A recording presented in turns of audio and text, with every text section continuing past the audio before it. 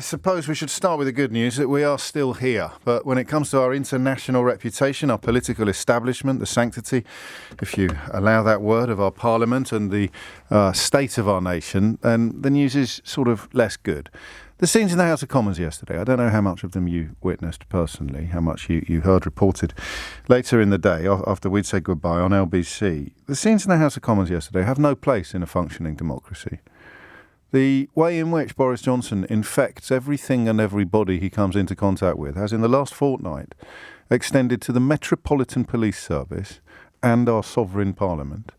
Some of the comments he made yesterday in response to the best speech by some distance of Keir Starmer's career are beneath contempt, regardless of your politics. If you care a jot for this country, not just for its international reputation, but for its national integrity, if you care one jot for this country that you call home, then you should have felt deep disgust at Boris Johnson's performance yesterday.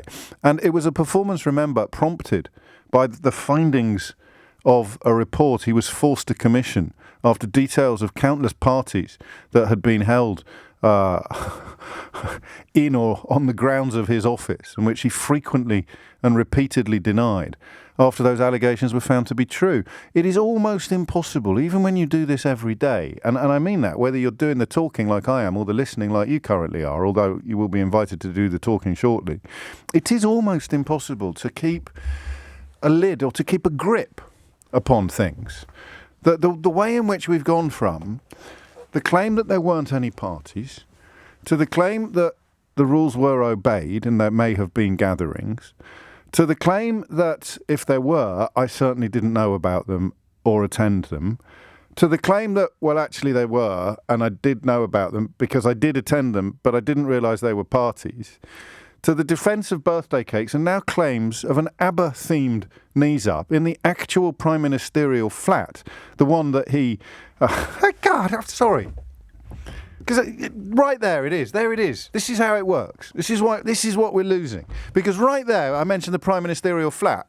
And you know how my brain works by now. So there's this little synapse somewhere at the back of my brain. Go, whoa, what about the wallpaper?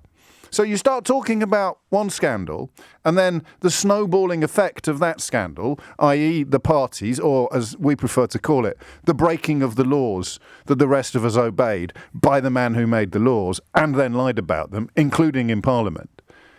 And that little synapse in your brain, because you just mention the flat and you try and find the words to describe the scandal surrounding the decoration of the flat, the WhatsApp that he forgot. So you can't, it's so hard to keep a clear bead ahead of you. So you start talking about one scandal, and immediately two more have kicked in. Number one, trying to get money off a Conservative donor to tart up the flat in a way that even Dominic Cummings found to be egregious. And then number two, claiming that he had no memory of it because he had changed phones and his WhatsApp had not been transferred from one phone to this. So, and there it is already, 6 minutes after 10, and your humble correspondent has lost the thread already. And I never lose the thread.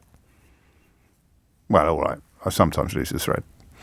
But that's incredible. So it's almost as if, and this is the challenge, of course, that the opposition faces, and that includes opposition in his own party, of which, please God, there'll be some soon, because this cannot continue. This is a national tragedy, entirely self-inflicted national tragedy now. And that's the problem that his opponents face, whether they're in the Conservative Party, whether they're on opposition benches, or whether they are the tiny, tiny, tiny little corners of the media that aren't completely in the pockets of the various non-dom billionaires who installed Boris Johnson in Downing Street in the first place. So